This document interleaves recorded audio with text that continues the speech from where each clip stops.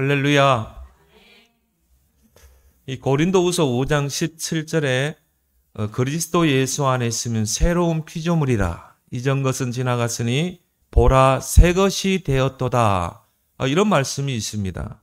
성도는, 그리스도를 통해 구원받은 성도는 불신자 때와는 전혀 다른 그런 피조물로 재창조된 자라는 것입니다. 새로운 피조물이 됐다. 이제 이전 것은 지나갔고 새 것이 되었다. 그리스도 예수 안에서 우리는 모든 죄와 사망의 법에서 해방된 자요, 또 성령이 내주한 자입니다. 하나님이 성령으로 보혜사로 우리 안에 내주하는 것입니다.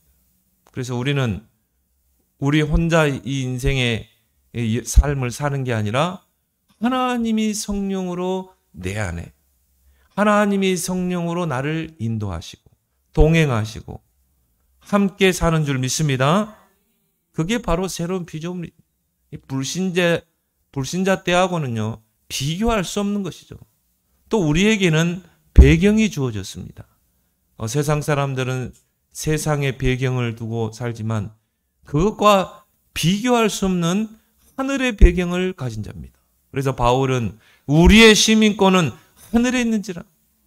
우리는 하늘의 배경을 가진 자입니다. 그래서 우리는 골로새 3장 말씀처럼 우리는 위의 것을 생각하라. 위의 것을 찾으라. 땅의 것을 생각하지 말고. 그래서 성도는 세상살이가 아닌 영적 생활을 하는 자입니다. 그래서 우리가 예배도 드리고 우리가 기도하는 것이고, 이렇게 새로운 피조물로 우리가 재창조되었지만 우리에게는 여전히 어려움이 있고 또 새로운 삶에서 오는 그런 갈등들이 많죠. 제가 전도사 때 한 세대에게 복음을 전했어요. 이분 불신자입니다. 근데 이분이 예수 그리스도의 복음을 듣고 영접을 했어요. 그리고 제가 이제 이렇게 교회로 인도를 했거든요. 근데 막 이분이 예배 시간 때 막 눈물을 흘리고 그렇게 은혜를 받아요. 새신자 중에 그런 분이 있더라고요. 근데 이분이 며칠 있다가 몇 달 있다가 저에게 상담을 해왔어요. 교회를 좀 쉬어야 되겠다는 거예요. 왜 교회를 쉬려고 합니까? 왜 예배 생활을 쉬려고 합니까? 남편이 그렇게 핍박을 한대요. 교회에 간다는 것 때문에. 또 시어머니가 막 자꾸 핍박한다는 거예요. 한 집안에 두 종교를 가지면 안 된다는 거예요.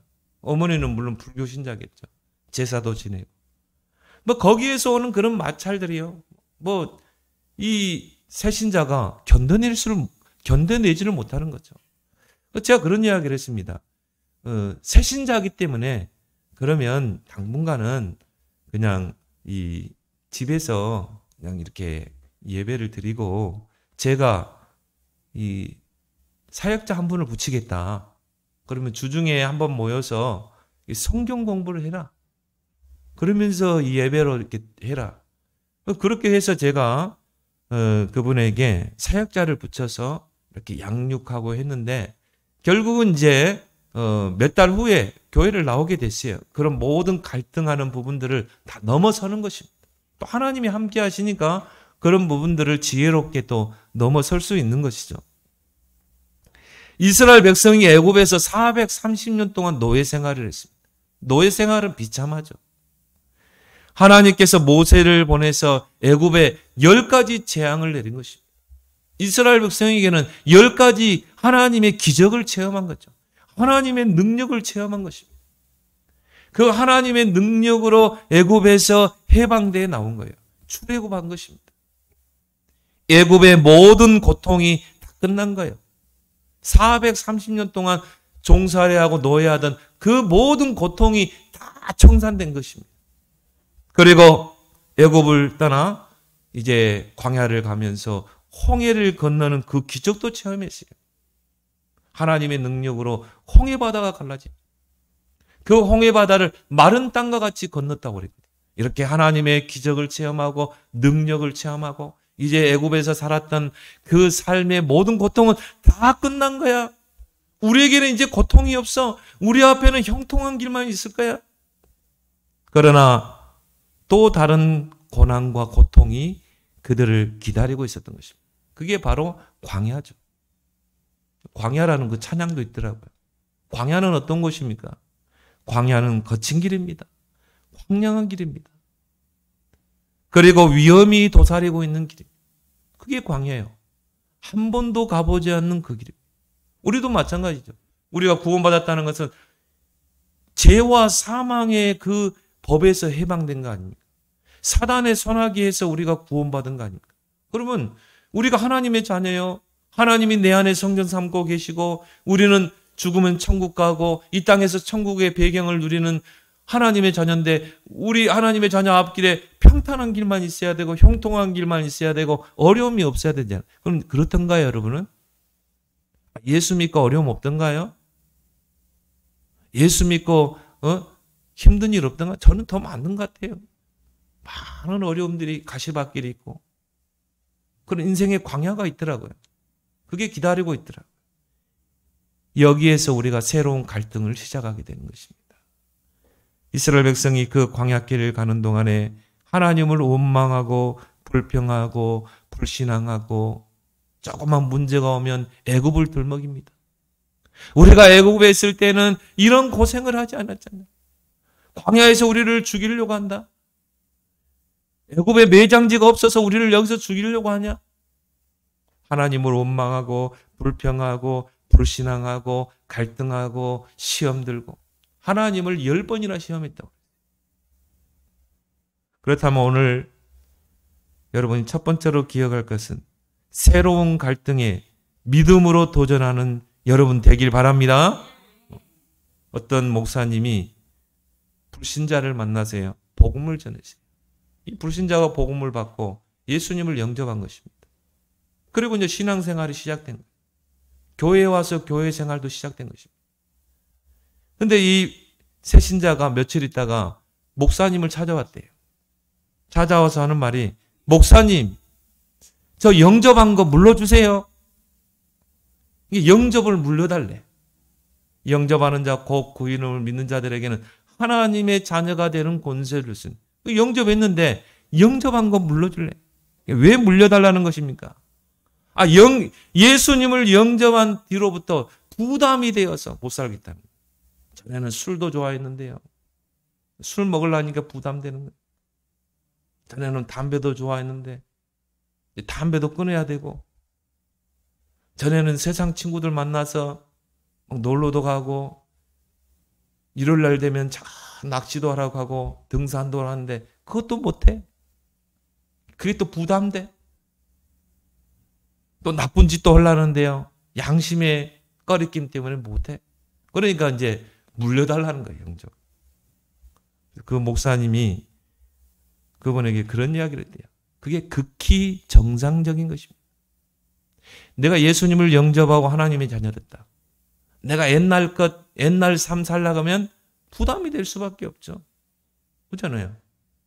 옛날에 내가 불신자로 했을 때 마귀에게 종노하고 세상이 좋아서 살던 그 삶을 살려고 하면 정상적인 구원받은 사람이라면 부담이 될 수밖에 없는 것입니다. 그게 정상입니다.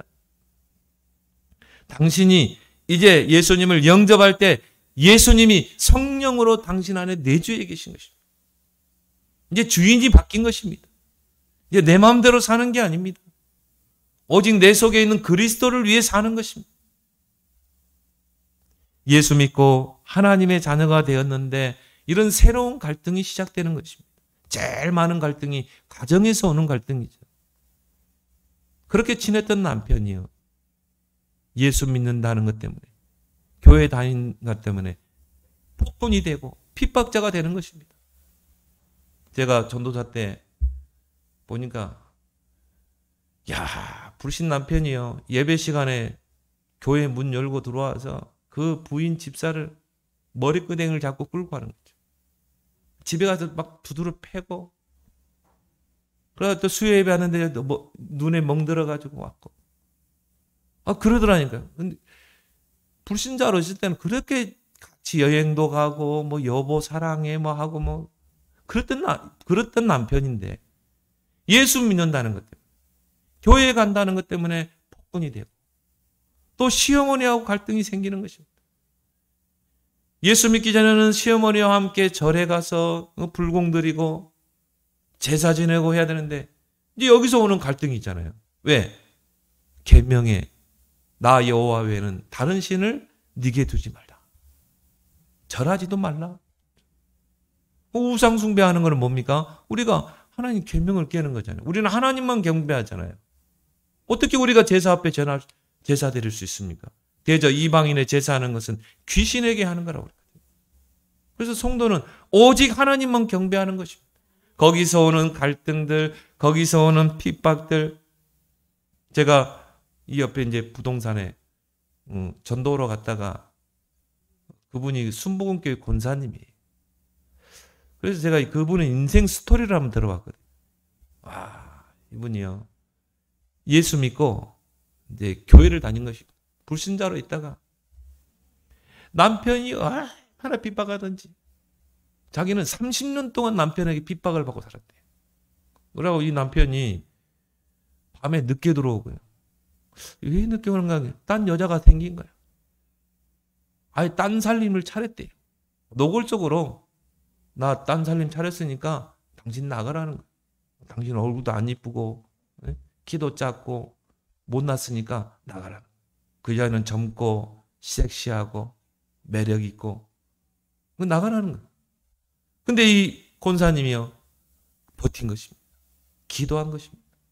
더 남편을 섬겼대요. 그렇게 못된 짓 하고 오면은 맛있는 밥, 자기 반찬을 잘한대요.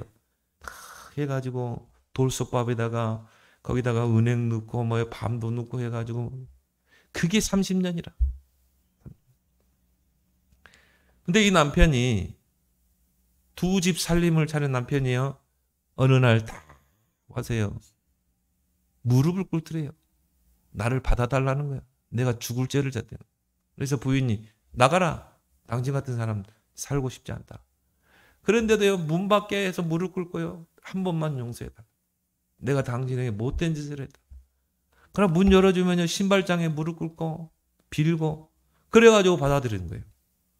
근데 이분이 남편이 어느 날 나도 당신이 다니는 교회를 다녀야 되겠다. 그래 이분이 같이 누가 교회 가자 말도 안 했는데 부인이 남편이요. 부인과 함께 지금 교회를 다니게 됐대요. 한 달 됐대요. 그러고 간증을 듣고 있는 남편이 딱 왔더라고요. 그래 얼마나 반가운지요. 그래서 제가 기도해 주는데 얼마나 간절히 기도하는지. 9시에 일부 예배를 드리면 5시까지 예배를 드리고 이게 마지막 예배까지 드리고 오는 것입니다. 그래서 여러분 불신 남편 있으면 기다리길 바랍니다. 여러분이 원수를 이는 이로 하지 말고 도리어 복을 빌라. 그렇죠? 가정의 평화를 위해서 반드시 하나님이 주 예수를 믿으라 그래야면 너와 내 집이 구원을 받으리라. 그런데 그 남편이 이렇게 가정으로 돌아오고 하나님 품으로 돌아오기까지 얼마나 갈등이 있었겠어요. 얼마나 핍박과 그런 박해가 있었겠습니까. 얼마나 조롱을 받고 네가 예수 믿는데 그 모양이야. 조롱받고 너는 왜 이렇게 얼굴 못생겼어. 그런 수모도 당하고. 그런데 이런 갈등을 믿음으로 이겨낸 것입니다. 기도로 싸운 것입니다. 이런 가정에서 오는 갈등들이 있어요. 또 직장에서 오는 갈등들이 있습니다. 예수 믿는다는 것 때문에 무시당하고 소외당하고 차별하고. 여러분 안 그러던가요? 그럼 많이 당하죠. 초대교회도 마찬가지입니다. 예수 믿는다는 것 때문에 유대 사회에서 단절됐다니까요. 상거래가 금지된 것입니다. 여기에서 이제 두 타협이 나옵니다. 두 형태가 나옵니다. 타협형과 순교형이 나와요. 적당히 타협합니다. 그래, 불신자 비유 맞춰가면서 적당하게. 절대 크리스찬이라는 그 냄새도 안 풍기려고 합니다. 이중생활합니다. 타협형. 두 번째는 뭡니까? 순교형. 나는 목숨 걸 거다. 나는 하나님의 자녀. 이런 두 가지 형이 있어요. 여러분은 어떤 형이십니까? 여러분은 타협형이십니까? 순교형이십니까? 그래서 마태복음 10장 16절에 너희는 뱀같이 지혜롭고 비둘같이 순결하라. 내가 너희를 보내면 양이 이리 가운데로 보내는 것 같다. 그래서 우리는 뱀같이 지혜로워야 합니다. 비둘같이 순결해야 돼요. 하나님 앞에 기도해야 돼요. 하나님 이런 모든 갈등을 넘어설 수 있는 믿음을 주십시오. 인간관계에서 오는 갈등이 있습니다. 전에는 불신자들과 대화가 통했어요. 세상적인 대화 대부분 그러잖아요. 육신의 정욕, 안목의 정욕, 이생의 자랑, 뭐 그 자랑이죠. 자랑할 게 없으니까, 하나님 없으니까 그 자랑 아니겠습니까? 그걸로 대화가 통했어요. 그런데 예수 믿고 나니까요, 이제 불신자와 대화가 안 통하는 거죠. 우리는 오직 신앙적인 거, 복음적인 거, 여러분 그런 대화하고 계시죠?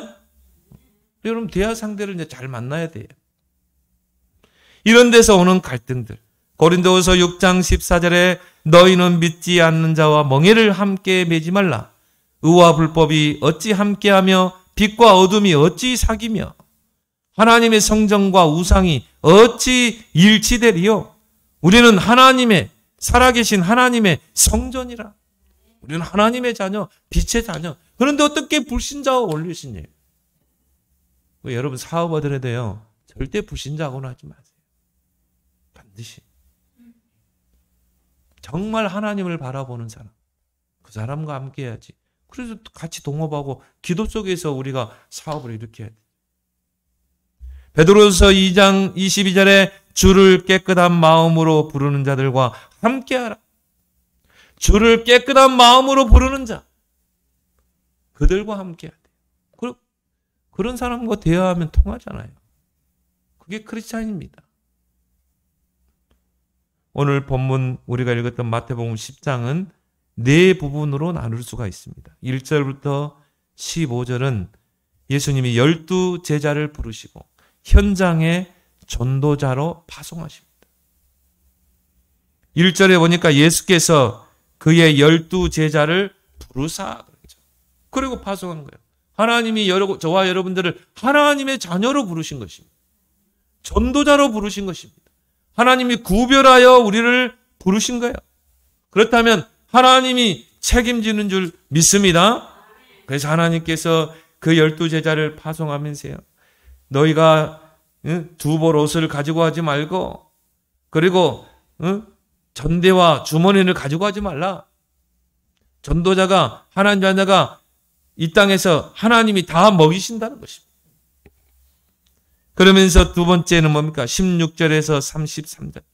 너희가 하나님의 자녀로 이 땅에 살면서 또 복음을 전하다 보면은 오늘 17절에 공회에 넘겨주기도 하고 회당에서 책질질 당하기도 하고 또 임금들에게 끌려가기도 하고, 그렇죠? 여러분이 정말 나는 그리스도인으로 살겠다 하면요, 이런 핍박이 올 수 있어요. 가정에서 올 수 있고요.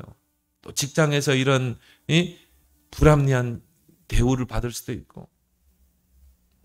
그리고 22절에 보니까 내 이름으로 말미암아 모든 사람의 미움을 받기도 하고, 자, 예수쟁이들 미움을 당하기도 하고 조롱을 당하기도 하고. 23절에 보니까 박해를 당하기도 하고, 그렇죠? 이런 여러 가지 예수 믿는다는 것 때문에 오는 그런 많은 어려움들, 갈등들이 우리에게 있을 수 있지만 오늘 두려워 말라 두 번을 이야기하죠. 오늘 26절에 그런즉 그들을 두려워하지 말라. 너희가 조롱을 받고 핍박을 받을 수 있지만 두려워하지 말라. 그러면서 참새 이야기를 하죠. 오늘 31절에 두려워하지 말라. 너희는 많은 참새보다 귀하니라. 그 전에 29절에 보니까 참새 두 마리가 한 아사리온에게 팔리지 않냐. 한 아사리온이라는 것은 동전의 단위 중에 가장 낮은 단계. 그러니까 지금 말하는 한 10원? 참새 두 마리가 10원에 팔리는 게 아니냐. 그렇게 가치 없이 팔리는 게 아니냐. 참새 두 마리가 그렇게 가치 없지만 너희 아버지께서 허락하지 않으시면 그 하나도 땅에 떨어지지 아니하니라. 그러면서 뭐라고 그랬어요? 너희에게는 머리털까지 다 세신 바 되었나니. 여러분의 세미한 부분까지 하나님은 다 관여하고 계신다. 두려워하지 말라. 너희는 많은 참새보다 귀하니라. 하나님의 자녀로 부름받은 하나님의 자녀가 이 세상에 살면서 많은 이 불합리한 그런 대우를 받기도 하고 조롱을 받기도 하고 가정에서 핍박을 받기도 하고 때로는 뭡니까? 이런 이 시달림을 받기도 하고. 그러지만은 너희는 참새보다 귀하다. 하나님이 허락하지 않으면 그 2마리의 참새도 팔리지 않는다는 것입니다. 너희는 이 참새보다도 귀한 존재라는 것입니다. 그러면서 제자들을 위로하십니다. 그런데요, 갑자기 34절에서 39절에 보니까 화제를 완전히 바꾸어서 말했어요. 우리가 읽어보지 않았지만 34절에서 39절에 보니까 우리는 4단어를 좀 주목해 봐야 됩니다. 오늘 34절에 보니까 검을 주러 왔다고 그랬죠. 내가 세상에 화평을 주러 온 것이 온 줄로 생각하지 말라. 화평이 아니요 검을 주러 왔다. 막 집안에서 남편이 검으로 나를 찌르고 시어머니가 나를 핍박하고 내가 온 것은 사람이 그 아버지와 딸이 아버지와 며느리가 시어머니와 불화하게 하랴. 이렇게 하나님의 택한 백성이요 하나님의 부르심을 받은 자요 하나님의 보호 아래 있는 그 하나님의 자녀가요 가정에서 막 불화가 생기고 예수 믿는다는 것 때문에 남편에게 핍박을 받고 시어머니에게 핍박을 받고 36절에 뭐라고 했어요? 사람의 원수가 자기 집안 식구니라. 원수가 따로 있는 게 아니라 나를 신앙생활 못하도록 내가 정말 교회생활 못하도록 이런 원수가 어디에 있다고요? 자기 집안 식구, 남편, 아내, 또 시어머니일 수 있다. 그러면서 아버지나 어머니를 나보다 더 사랑하는 자는 내게 합당하지 아니하고 아들이나 딸을 나보다 더 사랑하는 자는 내게 합당하지 않았다. 그러면서 38절에 뭐라고 했습니까? 또 자기 십자가를 지고 나를 따르지 않은 자도 내게 합당하지 않다. 이런 것들이 다 뭐라고요? 내가 짊어져야 될 십자가인 것입니다. 여러분이 남편이 핍박합니까? 교회 다닌다는 것 때문에 핍박합니까? 내가 져야 될 십자가. 시어머니 때문에 핍박을 받습니까? 내가 져야 될 십자가. 예수님의 십자가가 있었기 때문에 부활의 영광이 있는 것입니다. 부활의 영광은 십자가의 그 고난이 없이는 부활은 있을 수 없어요. 그래서 바울은 로마서 8장 26절에 현재 고난은 장차 나타날 영광과 좋게 비교할 수 없도다. 여러분이 예수 믿는 것 때문에 정말 어려움을 당하고 있습니까? 그것 때문에 갈등하고 있습니까? 현재 고난은 장차 나타날 영광과 좋게 비교할 수 없도록. 나에게 십자가 믿음으로 지고 가길 바랍니다. 그게 갈등이 아니라 믿음의 십자가가 돼야 되는 것입니다. 그러면 부활의 영광이 여러분에게 임할 줄 믿습니다. 그러면서 예수님이 40절에서 42절에 위로의 말씀을 주시는 것입니다. 너희를 영접하는 자는 나를 영접하는 것이요. 나를 영접하는 자는 나를 보내시는 이를 영접하는. 물론 전도와 관계된 부분이지만 여러분을 축복하는 자를 하나님 축복하십니다. 여러분을 저주하는 사람, 여러분 누가 저주한다. 그 사람 저주받게 돼 있어요. 왜 그렇습니까? 여러분은 복의 근원이기 때문에. 이렇듯 구원받은 성도, 특히 새신자에게 새로운 갈등들이 있을 수 있는 것입니다. 이걸 우리는 믿음으로 도전해야 돼요. 어떻게 해요? 오늘 두 번째, 구원받은 성도의 실존을 확인하라. 나는 누구인가? 갈등하는 대부분의 사람들이요. 무엇 때문에 갈등합니까? 사람 때문에 갈등합니다. 환경 때문에 갈등합니다. 그 사람과 환경 앞에서 나는 누구인가? 나의 실존에 대한 분명한 답을 확인해야 돼요. 어떤 새신자가 그런 이야기를 하더라고요. 목사님, 저는 교회 가면 다 천사 같은 사람만 있을 줄 알았대요. 그전에 예수님을 다 영접하면 내가 하나님 자녀야. 새로운 피조물이야. 이제 나는 새로운 삶을 사는 거야. 새로운 마음을 가지고 교회에 왔더니 교회에 오면 다 자기와 같은 천사 같은 사람만 있는 줄 알았대. 근데 조금 신앙생활 해보니까 막 교회 안에서 싸우고 다투고 삐지고 갈등하고 시험 주고 시험 받고 그러다 교회 떠나고 자기가 실망했다는 거예요. 제가 그분에게 그런 이야기 했습니다. 교회에는 천사들이 오는 게 아니라 하나님의 자녀가 옵니다. 그리고 교회는 영적인 종합병원입니다. 누구든지 오시오. 이게 교회예요. 영적으로 병든 자, 정신적으로 병든 자, 마음에 병이 있는 자, 그런 사람들이 오는 거예요. 무너진 사람이 오는 것입니다. 그래서 교회에 와서 복음으로 말씀으로 치유되고 세워지는 것입니다. 이게 교회예요. 전에는 마귀에게 소속되었습니다. 전에는 마귀에게 종노를 했습니다. 이제는 하나님을 모시고 사는 자예요. 이게 성도의 실존인 줄 믿습니다. 하나님을 모시는 자, 하나님의 자녀. 고린도서 3장 16절에 너희가 하나님의 성전인 것과 하나님의 성령이 너희 안에 거하는 것을 알지 못하느냐. 하나님을 모시고 사는 자입니다. 이게 성도의 실존입니다. 그래서 우리의 모든 기준은 오직 하나님께 영광. 그게 여러분의 기준인 줄 믿습니다. 고린도전서 10장 31절에 먹든지 마시든지 무엇을 하든지 하나님의 영광을 위해서 하라. 이게 정말 하나님의 영광인가? 여러분이 무엇을 선택할 때도 판단할 때 기준이 뭡니까? 이게 정말 하나님을 기쁘시게 하는 건가? 이게 정말 하나님의 영광이 되겠는가? 이게 우리의 모든 기준이 돼야 돼요. 데살로니가전서 2장 4절에 사람을 기쁘게 하는 삶이 아닌 하나님을 기쁘게 하는 삶이 있는 것입니다. 여러분은 하나님의 기쁨조가 되길 바랍니다. 나는 오늘 어떻게 하면 하나님을 기쁘시게 할까? 이게 정말 하나님을 기쁘시게 하는 거. 여러분이 말 한마디를 할 때도요, 반박자 늦춰서 한번 해보세요. 내가 이 말을 할 때 하나님께 영광이 되겠는가? 정말 하나님이 기뻐하시겠는가? 반박자 늦춰서. 그러면 가정에서 부부싸움은 없을 것 같아요. 교회 안에서 그런 다툼은 없을 것 같아요. 그죠? 여러분의 기준, 오직 하나님께 영광.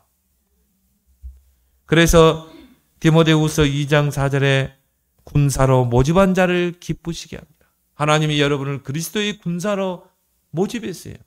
그러면 군사는 어떻게 해야 돼요? 모집한 자를 기쁘시게 해야 되죠. 하나님을 기쁘게 해야 되겠죠. 전에는 우리가 육체의 소욕을 쫓아 살았습니다. 이제는 성령의 소욕을 쫓아 사는 자예요. 이게 우리의 실존입니다. 내 고집, 내 마음대로 사는 게 아니에요. 이제 우리는 성령의 인도받는 삶입니다. 성령 충만의 삶을 사는 거예요. 술 취하지 말라, 이는 방탕한 것이요. 성령의 충만을 받으라. 그렇죠? 내가 예수 밖에 있을 때는 육신적으로 세상 것에 취했고, 술에 취했고, 도박에 취했고, 이제 우리는 새로운 피조물이 됐어요. 우리는 철저하게 성령의 소욕을 쫓아 사는 거예요. 보혜사 성령이 우리 안에 계시잖아요. 전에는 우리가 세상의 기준을 쫓아 살았습니다. 육신의 정욕, 안목의 정욕, 이생의 자랑을 쫓아 살았어요. 무엇을 먹을까 마실까? 어떻게 하면 내가 출세하고 성공할까? 이게 우리의 모든 기준이었어요. 이제는 다릅니다. 이제는 말씀의 기준을 두고 사는 자입니다. 그래서 시편 119편 105절에 하나님의 말씀은 내 발의 등이요 내 길의 빛이니이다. 내 앞길을 비추는 그 등불이요. 내 앞길을 안내하는 내비게이션이요. 이제 우리는 말씀의 기준을 따라 살아야 돼요. 말씀이 좌하면 좌해야 되고 말씀이 멈추면 멈춰야 되고 우리는 이제는 하나님의 말씀을 기준을 두고 사는 것입니다. 그래서 오늘 주일날 오늘 이 예배 자리에 온 것입니다. 왜? 말씀의 기준을 두고 살아야 돼요. 오늘 강단을 통해 주시는 말씀을 가지고 우리는 6일 현장에서 말씀으로 승리해야 되기 때문에 시편 100편 4절에 감사함으로 성전문에 들어가며 찬송함으로 그의 궁전에 들어가서 하나님께 감사하며 그의 이름을 송축할지어다.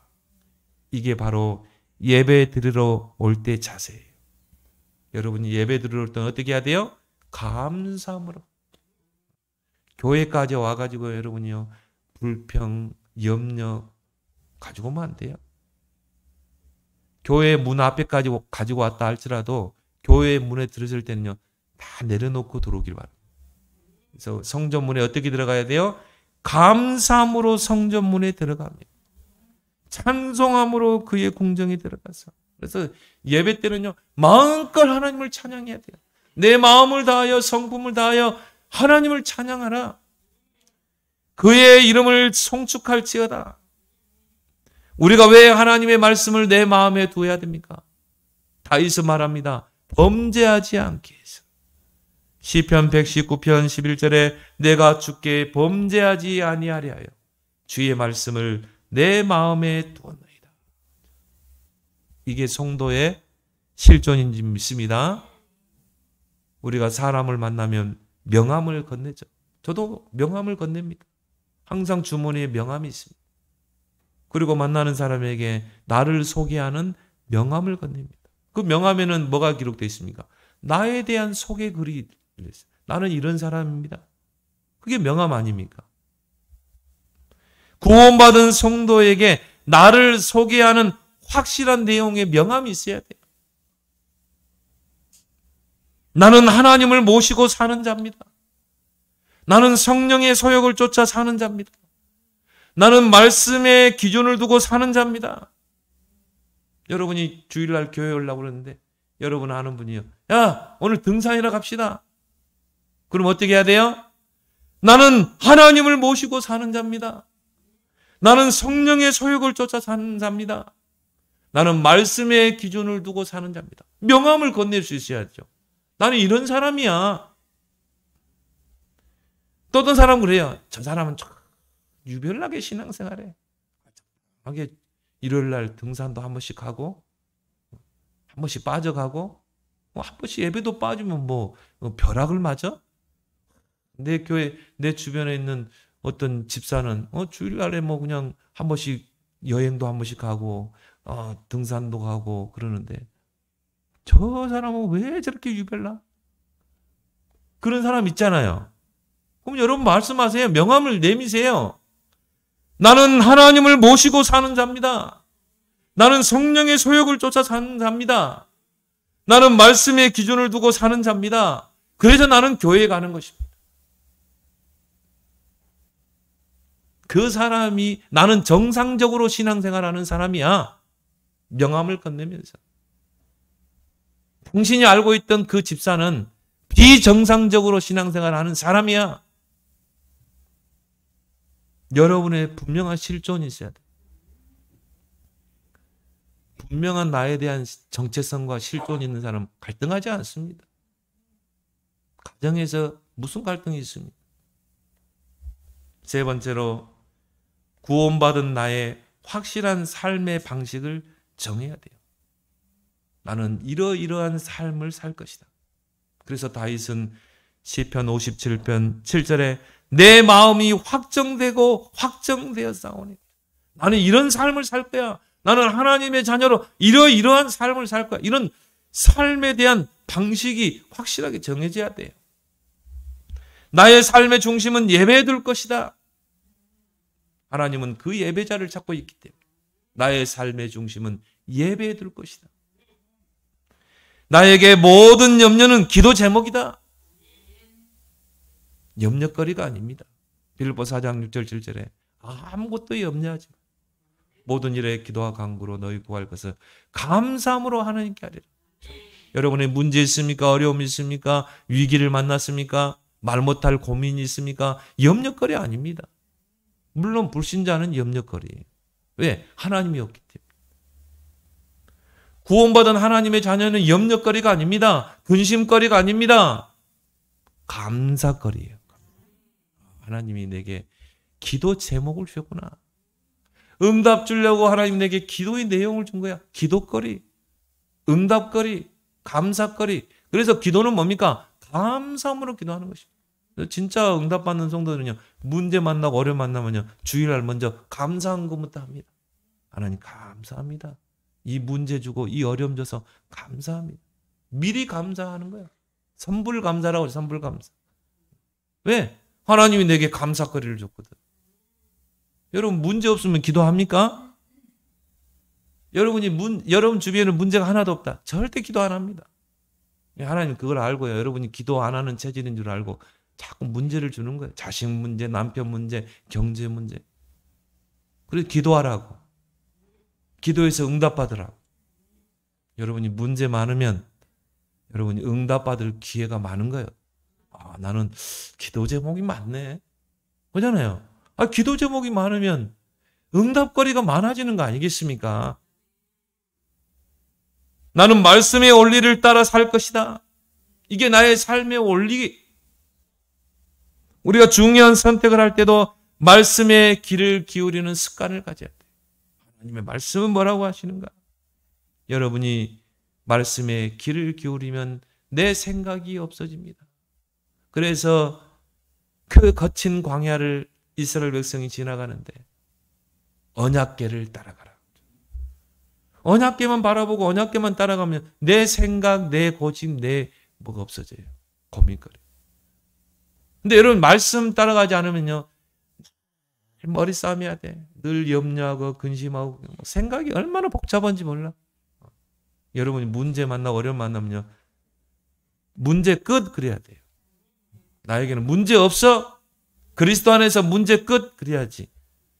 그걸 가지고 하루 종일 염려하고 근심하고 걱정하고 내 생각으로 가득 차 있고 그래서 내 생각을 버리라고 언약궤를 따라가라는 것입니다. 남은 생은 예수 그리스도의 증인으로 살 것이다. 나는 그리스도의 증인으로 나는 평생을 살 것이다. 오늘 하루 나를 만나는 자에게 어떻게 그리스도를 증거할까? 이게 여러분의 삶의 방식이요. 기준이 되길 바랍니다. 말씀 맺겠습니다. 그렇다면 모든 갈등은 기회입니다. 참된 것을 찾을 기회. 갱신의 기회. 축복의 기회인 줄 믿습니다. 그래서 여러분 현실에 많은 갈등거리 있을 것입니다. 이것을 다 응답과 축복으로 바꾸는 여러분 되길 바랍니다. 하나님 아버지 은혜를 감사합니다. 이스라엘 백성이 하나님의 은혜로 애굽에서 출애굽해서 애굽에서의 모든 고통이 다 끝난 줄 알았지만 새로운 광야의 갈등이 있었지만 하나님은 그 광야 속에서 하나님은 그 백성을 인도했듯이 예수 그리스도를 통해 구원받은 우리의 현실에 그 인생의 광야의 많은 갈등거리 이제 믿음으로 도전하게 하여 주옵시고 성도의 실존을 날마다 확인하며 나의 확실한 삶의 방식을 가지고 그 갈등에 도전하는 승리하는 성도들 되게 주옵소서. 예수 그리스도 이름으로 기도합나이다. 아멘.